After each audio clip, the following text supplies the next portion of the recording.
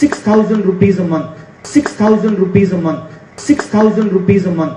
കേരളത്തിൽ നിന്നും ഇന്ത്യ മുഴുവൻ ന്യായ പദ്ധതി നടപ്പിലാക്കാൻ പോവുകയാണ്. നിങ്ങൾ എന്നെ വിശ്വസിക്കുക. 6,000 rupees a month. 6,000 രൂപ ഒരു മാസം. Every single month. ഓരോ മാസവും 6,000 രൂപ. 72,000 rupees a year. 72,000 രൂപ ഒരു വർഷം. Every single year. ഓരോ വർഷവും 72,000 രൂപ. Until that family is out of poverty. ദാരിദ്ര്യത്തിന് മുകളിലേക്ക്, ദാരിദ്ര്യരേഖയ്ക്ക് മുകളിലേക്ക് ഒരു കുടുംബം എത്തുന്നത് വരെ എല്ലാ മാസവും 6,000 രൂപയും എല്ലാ വർഷവും 72,000 രൂപയും. തള്ള് തള്ള് തള്ള് തള്ള്. പപ്പുമോൻ എന്ന് കേട്ടിട്ടില്ലേ? അതാരാണ് അപ്പോൾ പപ്പുമോൻ? വേറെ ആരല്ല, നമ്മുടെ രാഹുൽജി തന്നെ. മൂപ്പർ അങ്ങനെയാണ്. വാക്കിൽ മാത്രമല്ല, നടത്തത്തിലും നോട്ടത്തിലും ഓട്ടത്തിലും പുള്ളിക്കാരൻ സ്റ്റാറാണ്. മുമ്പ് കേരളത്തിലൊരു പരിപാടിയിൽ പങ്കെടുക്കാനെത്തി കടയിൽ ചാടി എല്ലാവരെയും ഞെട്ടിച്ചു കളഞ്ഞ ആശാൻ ഇപ്പോൾ കളരി പഠിക്കുന്നുണ്ട്. അപ്പോൾ പലതരം പുഴിക്കടകനും ഇനി കാണാം.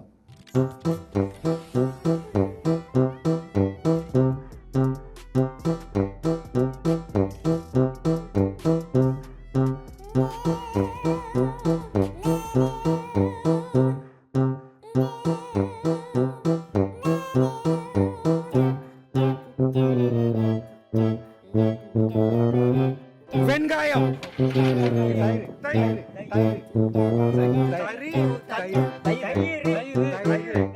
തൈര്,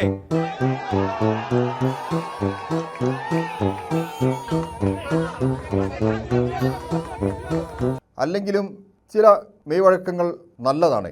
ഇടത്തുമാറി വലത്തുമാറി ഒഴിമുറികൾ പഠിക്കുന്നത് നല്ലത് തന്നെ. അമ്മാതിരി തട്ടിവിടലല്ലേ ഇന്നലെ തലസ്ഥാനത്ത് അഞ്ചിനം എന്ന പേരിൽ മൂപ്പര് തട്ടിവിട്ടത്. അപ്പോൾ ആ പറഞ്ഞതെല്ലാം എവിടെയെന്ന് നാളെ ആളുകൾ ചോദിച്ചാൽ രക്ഷപ്പെടാൻ പൂഴിക്കടകൻ നല്ലതാണ്. സതീശൻ എഴുതി, KC തിരക്കഥയുണ്ടാക്കി, ചെന്നിത്തല സംവിധാനം ചെയ്തു. നല്ല നടനായതിനാൽ നമ്മുടെ രാഹുൽജി അതിഗംഭീരമായി അഭിനയിച്ചു. അത്ര തന്നെ. എന്തൊക്കെയാണ് ആ ഡയലോഗ്? സ്വപ്നലോകത്തെ ബാലഭാസ്കരൻ എന്ന സിനിമയുടെ പേരാണ് ഓർമ്മ വന്നത്. പിന്നെ പണ്ട് രാഹുൽജിയുടെ മുതുമുത്തച്ഛന്മാരുടെ കാലത്ത് പറഞ്ഞ ചില മുദ്രാവാക്യങ്ങളുണ്ട്. ഗരീബി ഹടാവോ, 20 ഇന പരിപാടി, അങ്ങനെ പലതും. അതൊന്നും രാഹുൽജിക്കും കമ്പനിക്കും ഓർമ്മയുണ്ടാകാൻ വഴിയില്ല. Welfare pensions increased to 3,000 rupees a month. ക്ഷേമ പെൻഷൻ മാസാന്തം 3,000 രൂപയാക്കി. ക്ഷേമ പെൻഷൻ 3,000 രൂപ ആക്കുമെന്നാണ് വാഗ്ദാനം. അപ്പോൾ ഒരു ഡൗട്ട്, 6,000 രൂപയാണോ 3,000 രൂപയാണോ വലുത്?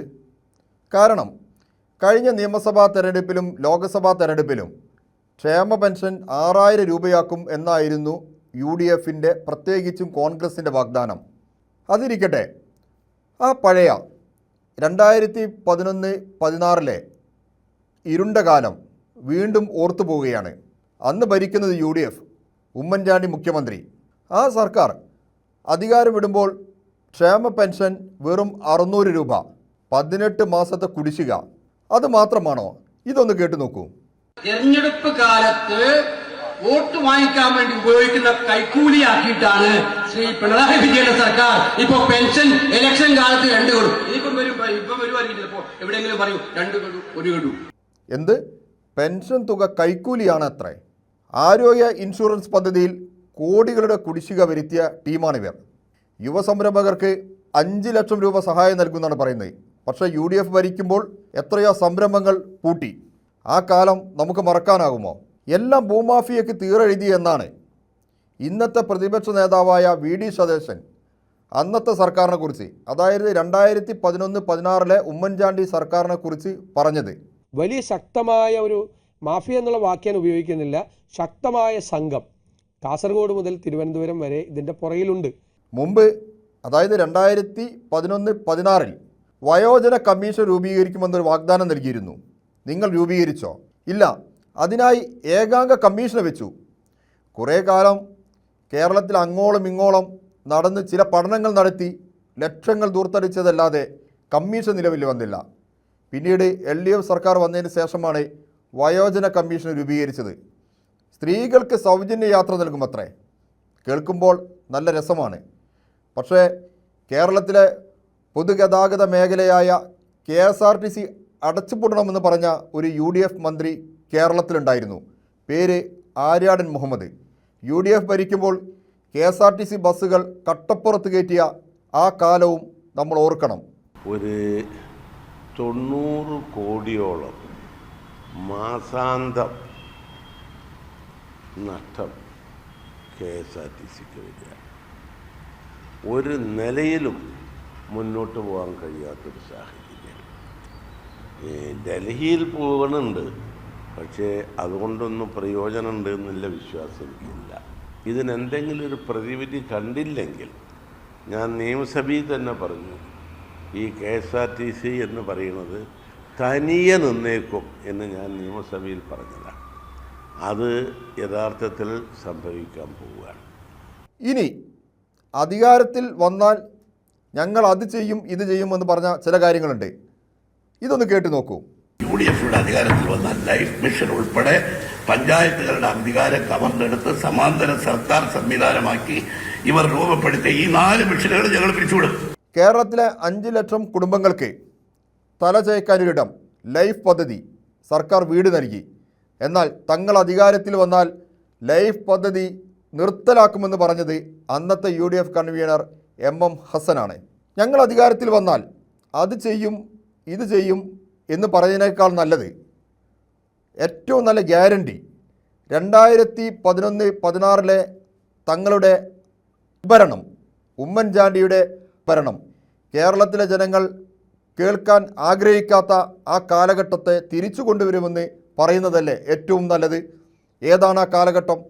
പാഠപുസ്തകമില്ലാത്ത 5 വർഷം, സ്കൂളുകൾ അടച്ചുപൂട്ടിയ 5 വർഷം, തോറ്റവരെ SSLC പരീക്ഷ വിജയിപ്പിച്ച ആ 5 വർഷം, 6 മണിക്കൂർ വരെ പവർ കട്ടും ലോഡ് ഷെഡിങ്ങും ഇടക്കട്ടും കള്ളക്കട്ടും ഉണ്ടായിരുന്ന 5 വർഷം, സർക്കാർ ആശുപത്രികളിൽ മരുന്നില്ലാത്ത 5 വർഷം, ജനറൽ ആശുപത്രികൾക്ക് മുമ്പിൽ മെഡിക്കൽ കോളേജ് എന്ന് ബോർഡ് വെച്ച് ജനങ്ങളെ പറ്റിച്ച 5 വർഷം, ഭൂമിയും കെട്ടിടവും ഇല്ലാതെ ശൂന്യതയിൽ നിന്ന് മെഡിക്കൽ കോളേജ് ഉണ്ടാക്കിയ അത്ഭുത പ്രതിഭാസത്തിൻ്റെ 5 വർഷം, നിയമന നിരോധനത്തിന് 5 വർഷം, മാറാടും പൂന്തറയും അടക്കം വർഗീയ കലാപങ്ങളുടെ ആ കാളരാത്രികൾ ഇനി തിരിച്ചു വരണോ? ജനങ്ങൾ ഒറ്റക്കെട്ടായി പറയുന്നു, വേണ്ടേ വേണ്ട. ഈ മാസം രജിസ്ട്രേഷൻ നടപടികൾ പൂർത്തിയാകും. ഈ മാസം തന്നെ കോൺഗ്രസ് ഭവന പദ്ധതിയുടെ തുടക്കം കുറിക്കും. രജിസ്ട്രേഷൻ നടപടി കഴിഞ്ഞാൽ സ്ഥലം പറയും. സ്ഥലം ഞങ്ങൾ കണ്ടെത്തി, സ്ഥലത്തിന്റെ അഡ്വാൻസ് കൊടുത്തു. ഞങ്ങൾ അതിന്റെ ലീഗലായിട്ടുള്ള എല്ലാ ഫോർമാലിറ്റീസും ഞങ്ങൾ പൂർത്തീകരിച്ചു. ഞങ്ങൾ അതിന്റെ നടപടികൾ, അതിന്റെ കോണ്ടൂർ മാപ്പിംഗ് പൂർത്തീകരിച്ച് അതിന്റെ ഡിസൈനിങ്ങിന് വേണ്ടി ഒരു വലിയ ടീമിനെ ഏൽപ്പിച്ച് നിർമ്മാണത്തിനുള്ള ഏജൻസിയുമായിട്ടുള്ള ഇന്ററാക്ഷൻ ഫൈനലിസ്റ്റ് ചെയ്തു. അപ്പോൾ പോകും മുമ്പേ രാഹുൽജിയും മറ്റ് പല ജിമാരും ഒരു കാര്യം കാണിച്ചു തന്നാൽ നന്നായി. KPCCയുടെ ആ 130 വാഗ്ദത്ത വീട് വേണ്ട, ഒരു വീട് ഒന്ന് കാട്ടിത്തരോ പ്ലീസ്, കാണാൻ പൂതിയായിട്ടാണ്.